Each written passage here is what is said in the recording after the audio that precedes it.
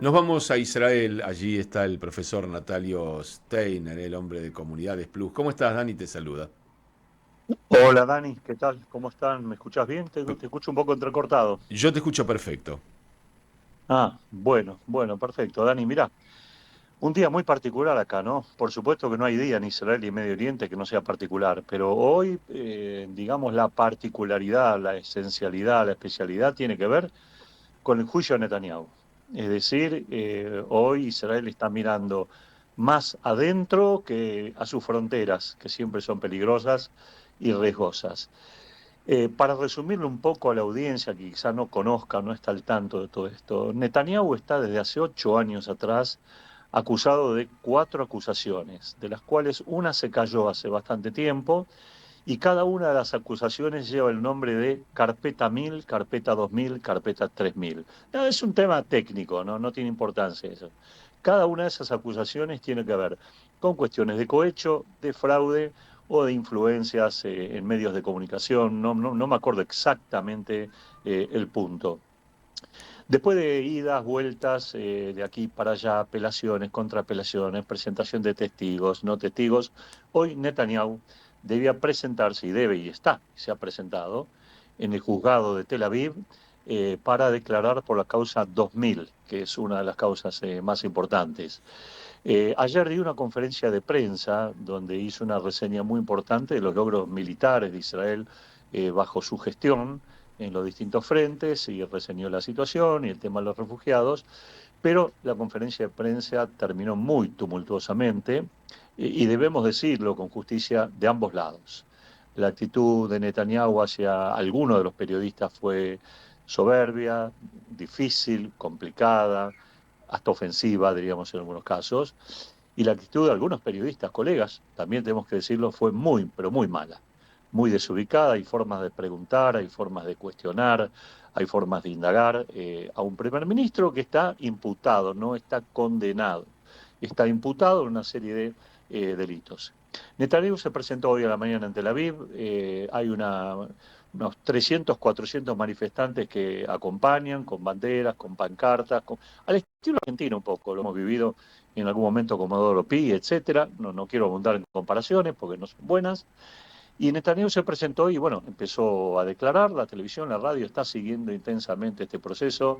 Tenemos para mucho, mucho tiempo. Uno de los temas es que Netanyahu tiene que declarar 3 veces por semana en jornadas declaratorias que durarían entre 5 y 6 horas. Y aquí surgió naturalmente la pregunta, ¿cómo se puede declarar 3 veces por semana, 6 horas cada jornada, siendo un primer ministro que está en un país en guerra en 4 frentes, o por lo menos en 5 frentes? ¿Cómo se va a conducir la actividad militar? ¿A qué se va a priorizar? Ya es un tema de discusión.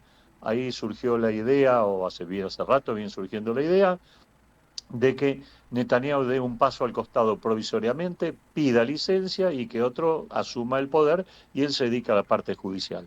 Netanyahu se niega porque también su partido Likud y la coalición que lo acompaña entienden que esto es una maniobra de la oposición para correrlo, para sacarlo, lo que no se ha podido lograr con los votos, lograrlo de alguna manera con algún tipo de impugnación por cuestiones personales y demás. Pero el clima que se vive es muy, muy feo, muy ríspido, muy feo, muy tenso, muy dividido el país alrededor de la figura de Netanyahu. Israel es una sociedad dividida. Laicos, religiosos, quienes hacen servicio militar, quienes no lo hacen, laicos y religiosos también por distintos motivos, árabes, israelíes judíos, árabes israelíes, minorías drusas, cristianas, beduinos, sefaradim, ashkenazim, y todas las divisiones que quieras están presentes acá en Israel. Pero la división más ostensible realmente, y lo vengo viendo hace muchos meses, la división más ostensible de todas es ¿sos Bibi o anti-Bibi? Es decir, está instalado que no hay otra alternativa. O estás a favor del Premier o estás en contra del Premier. Esta es la fisura, una grieta que atraviesa completamente la sociedad israelí y una peligrosa grieta que evidentemente a la medida que este juicio se extienda, se va a extender la grieta también.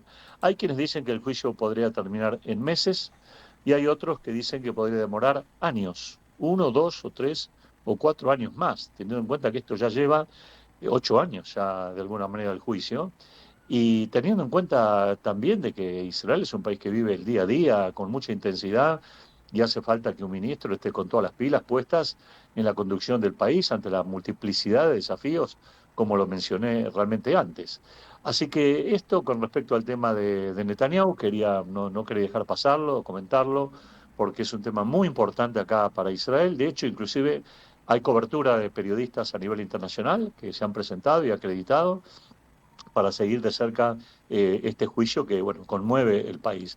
Y el último punto es decir que es la primera vez en la historia de la democracia israelí que se está juzgando a un primer ministro en el cargo. Ya hubo otras situaciones como Ehud Olmert, que estaba fuera del cargo, hubo otras situaciones como Ariel Sharon, que murió mientras era juzgado, y hubo otras situaciones del presidente Katzab, que fue destituido también por las acusaciones que tuvo, pero ya es otro tipo de cuestión.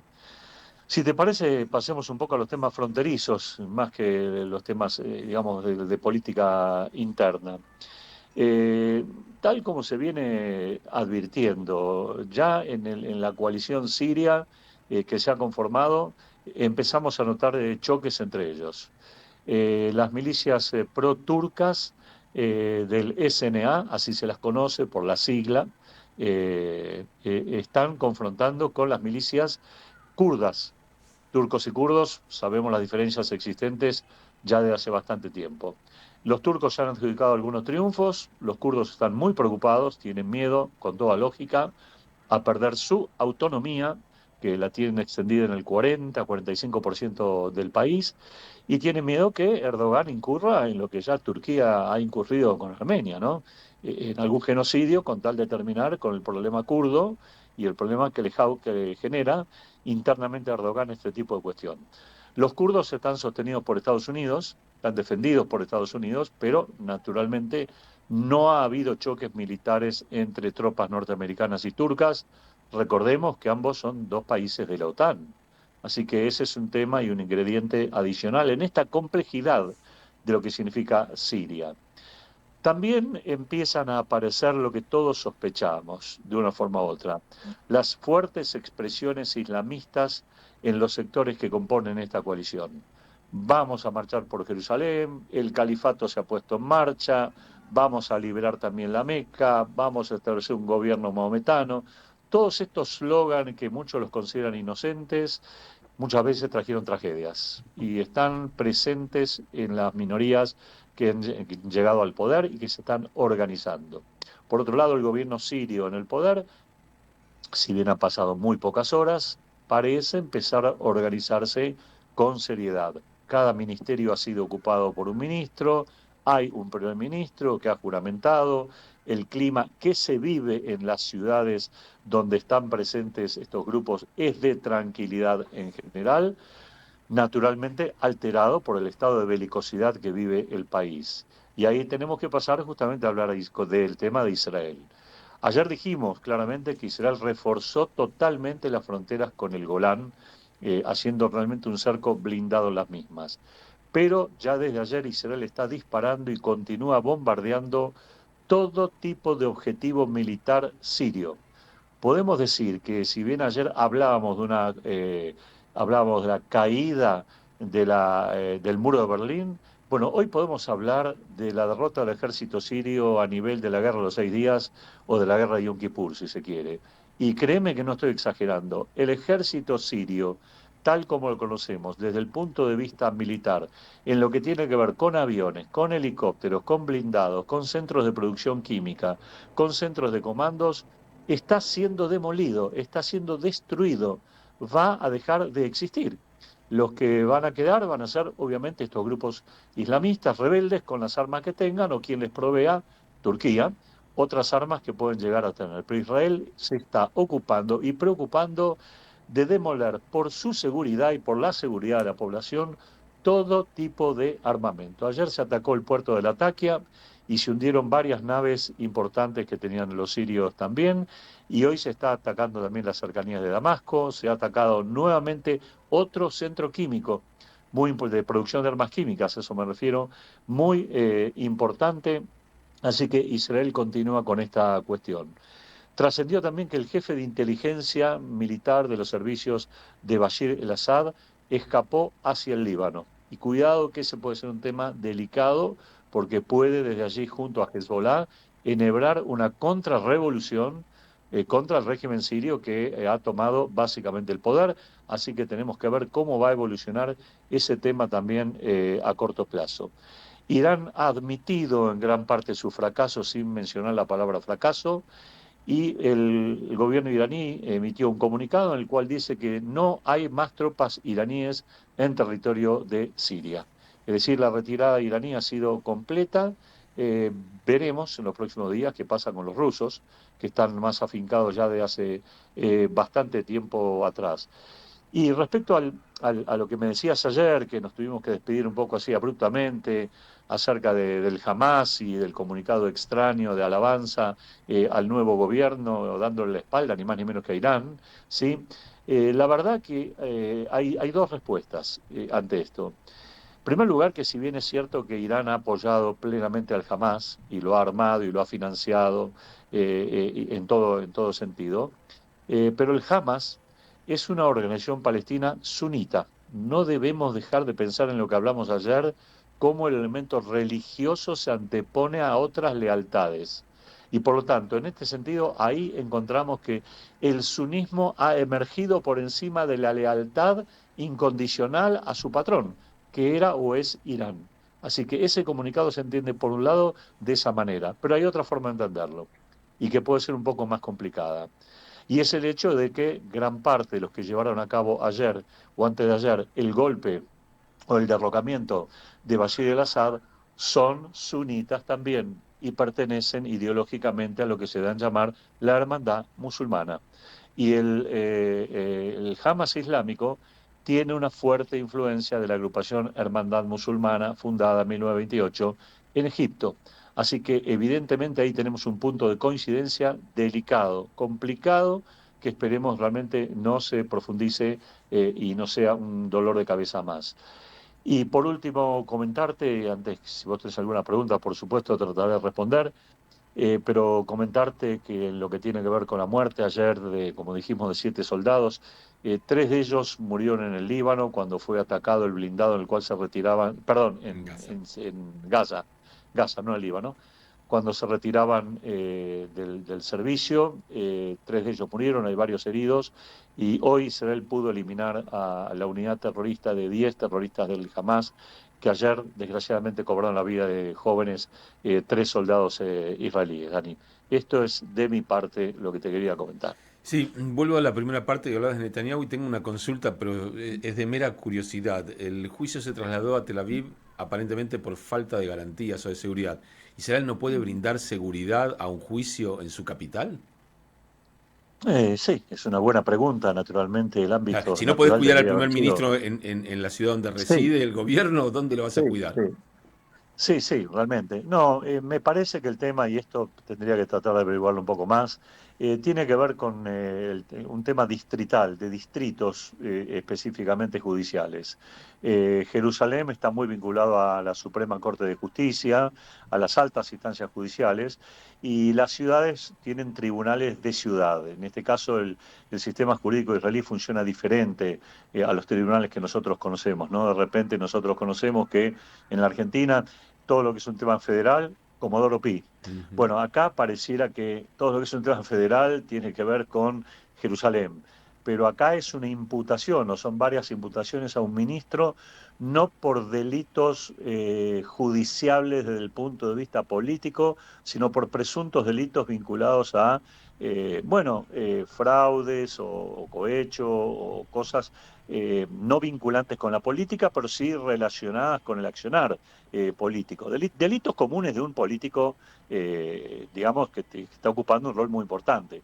Eso podría ser la explicación por qué los tribunales de Tel Aviv, en este sentido, por lo menos aquí en la prensa no he leído ninguna explicación adicional acerca de por qué se ha elegido que haya sido Tel Aviv, si esto obedece a algún sorteo, Sí, alguna no, otra yo escuché que era instancia. por motivo de seguridad, porque no podían garantizar la seguridad y dije, realmente, yo entiendo que seguramente va a haber manifestaciones en cualquier lugar donde ese juicio se desarrolle, pero no poder Sí, brindar sí. seguridad en Jerusalén suena raro. No, no, quizá Tel Aviv tenga mayores experiencias en materia de seguridad. Había cuenta que casi todos los sábados a la noche veníamos asistiendo a manifestaciones muy grandes de familiares de secuestrados y de sectores políticos no afines al gobierno, y puede ser que eso le haya dado a la policía de Tel Aviv un grado de operatividad mayor. Pero la verdad que no se me ocurre otra cuestión. Yo no lo pensé en esos términos. Se puede tratar de averiguar e indagar, Sí, no, tratar de era ver. una curiosidad porque Una curiosidad. porque a Sí. mí se me ocurrió al revés, se me ocurrió que gran parte del apoyo que Netanyahu puede tener lo tiene más en Jerusalén que en Tel Aviv.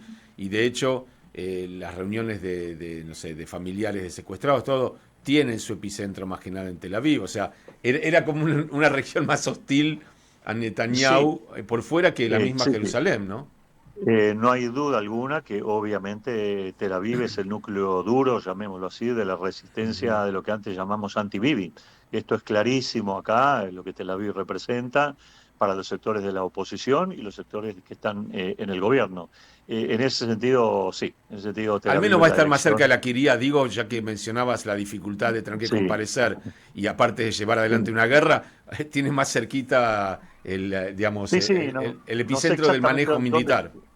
No sé dónde está exactamente ubicado el tribunal, pero sí, naturalmente la Quería está allí, debe estar muy cerquita, está cerca de la Srieli, así Ujú. que bueno, pero no creo que Netanyahu ni tenga tiempo, ni ganas, ni voluntad de pasear por la Srieli en este momento, En está realidad no con tiene otros ganas de menesteres. pasear por los juzgados. Eso es lo que no No, tenía ganas. eso, eso aparte, eso bueno, eso habla de las dilaciones, de las postergaciones, de las presentaciones que hubo en distintos momentos, las idas, vueltas.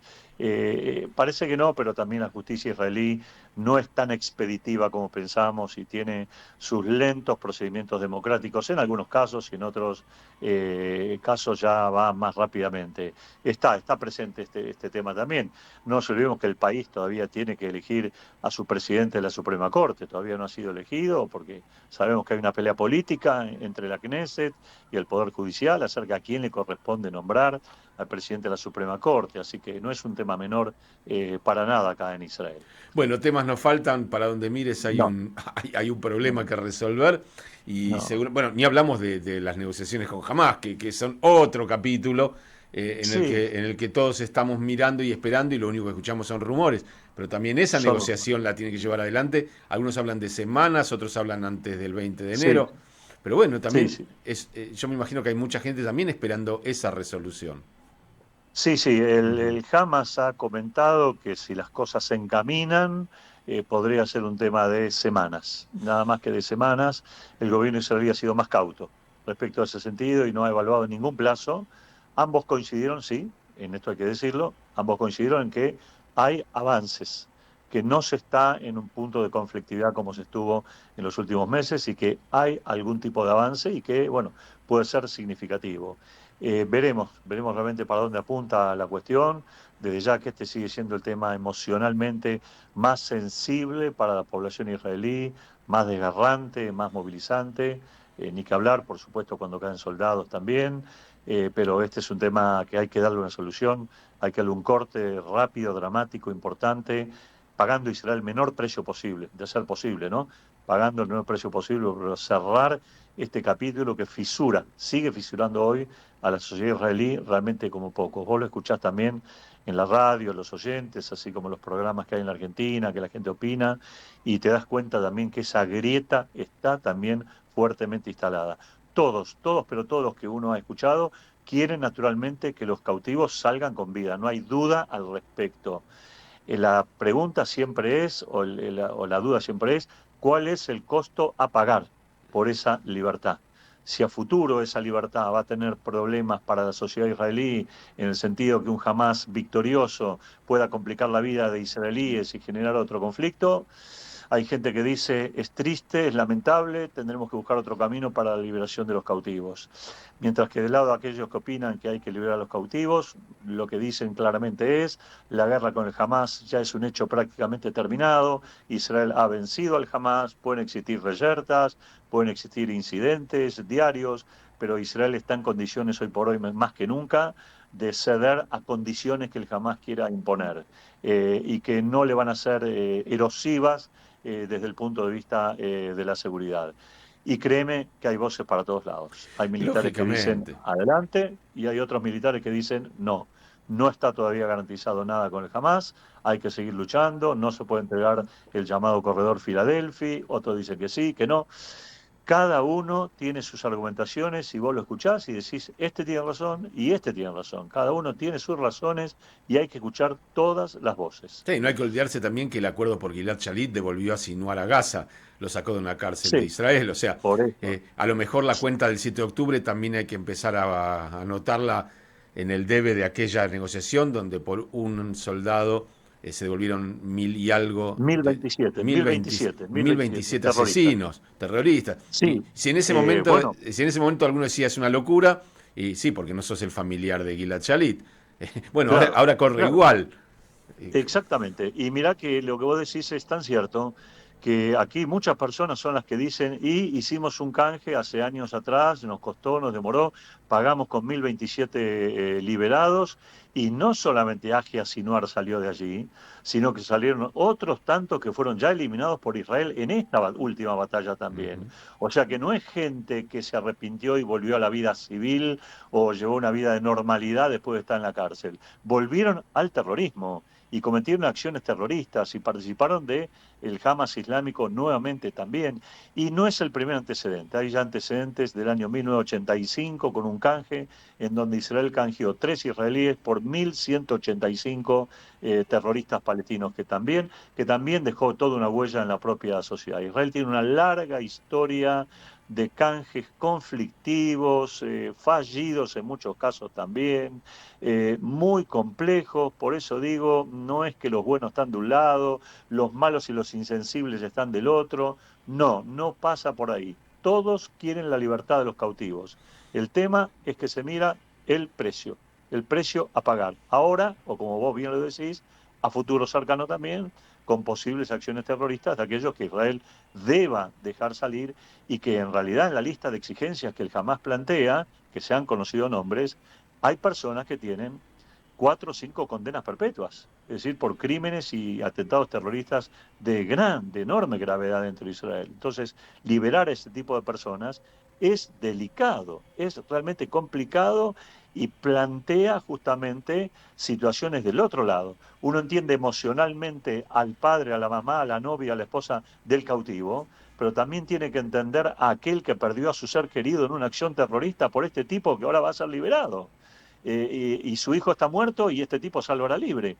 Entonces hay situaciones de sensibilidad a flor de piel en la sociedad israelí que evidentemente está muy golpeada por este tipo de elementos de la lucha contra el terror, que no es solamente el fusil, la granada o el tanque de guerra, sino que como vemos tiene estos capítulos emocionales también, Dani. Natalio, clarísimo como siempre, es un lujo y un placer para nosotros tenerte aquí y poder charlar y escucharte porque realmente es tan complejo todo y Tremendo, por supuesto tremendo. que nadie tiene la totalidad de la verdad, pero por lo menos hay que poner la No, totalidad de los hechos, poder sí, ponerlos sí, en la sí, mesa claritos, verlos y entender sí. cuantas más partes Y, y tra- entiendas mejor, digamos. Sí, y tratar de hacer de que la gente lo entienda con la mejor o la mayor sencillez posible, porque Sí. obviamente todo el andamiaje complejo a nivel jurídico y político embarra las cosas que las hace realmente inentendibles. Bueno, para esto estamos dando una mano. En esto Natalio, estamos, Dani. gracias, gracias, gracias y nos encontramos seguramente la semana que viene. Buena semana, gracias, que estén muy bien. Igualmente, Natalio Steiner, el profesor Steiner, nos ayuda, como tantos otros colegas, a poder entender la complejidad de la geopolítica del Medio Oriente y el rol de cada uno de esos actores.